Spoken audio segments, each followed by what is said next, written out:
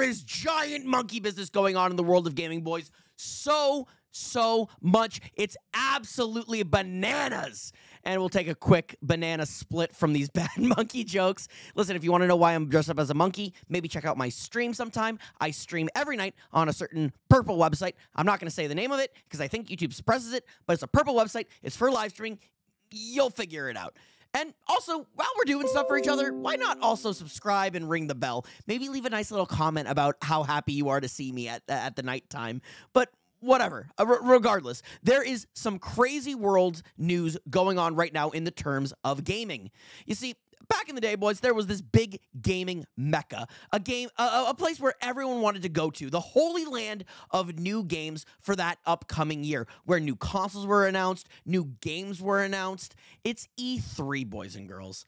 And there are some upsetting news with the return of E3. It's been gone for a couple years, since about 2019, and we just got news that Nintendo, Xbox, and Sony will not be at E3 at all. Now, that's not really that surprising for Sony. They haven't had a presence in the show for a number of years now. They've declined to appear. There was a huge problem between them and the ESA, and they just do their own show now, and it's worked out pretty okay for them. It hasn't been a detriment to them by not going to E3 at all. Nintendo has been doing their own direct and not doing their show at E3 for a couple years now, and it's worked out great for them. I love watching the Nintendo Directs, and I think everyone else does as well. Furthermore, Nintendo only had like a small little presence on the show floor, but they're not even doing that this year. But the biggest shock is that Xbox isn't going to be there at all. Now, it's completely true that they have a giant theater across the way from the ESA's E3 at the Los Angeles Convention Center. They have the Xbox Theater, which they do their show from usually, but it's a part of E3, and they have a show floor presence at E3. So for them to completely not be there at all, it's very weird. It's super weird that none of the big three are going to be at E3 at all. That's a lot of threes. There's a big, giant article where Phil Spencer actually talks about it. He says they're going to run a summer event at a convenient time for press and even consumers at the event, which makes sense, you know. I imagine it'll happen a parallel to E3. It'll be like, oh, this is like happening too, but like you need a different ticket. It's not E3, which is weird. Just make it a part of E3.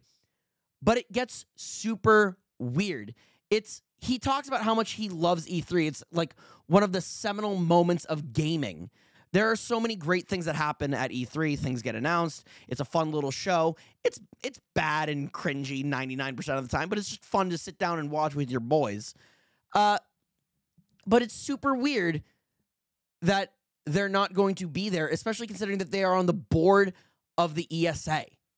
It's super, super odd. He even goes on to say, we are doing everything we can to help make E3 successful. You're not. Because if you were doing everything you could to make E3 successful, you would be at E3. You would show people, hey, Xbox is here. E3 is important. But it's not. You're showing the world that it's not important by your absence of the show. It's super odd. And Nintendo has even said that they're not going to have a booth at the show floor. They're probably going to do a direct around that. It makes sense for them to do a direct. And Sony's going to do a direct. And honestly, I think that's what it comes down to. Nintendo has been doing their directs. Sony's been doing their showcases. There's no reason to pay E3 to do a show there. You can just do one on your own now. And people like it a lot more. Honestly, I thought Xbox was going to fail with their developer direct that happened earlier this week on Wednesday, but I thought they crushed it. They did a great, great show. I thought it was very fascinating, very interesting to hear about the development of all these games. I think they spent a little bit too much time on Redfall, but I really liked Minecraft Legends, and I really loved what they did with Hi-Fi Rush. I think it's so, so sick. So I think if we get a show like that at E3, yeah, Xbox is making the right choice. But they are not making the right choice to keep E3 in business. I think people hate E3, and for some reason, the ESA thinks we just need E3 around. We don't. I think it should die and burn. It doesn't need to be around anymore. It's a relic of the past.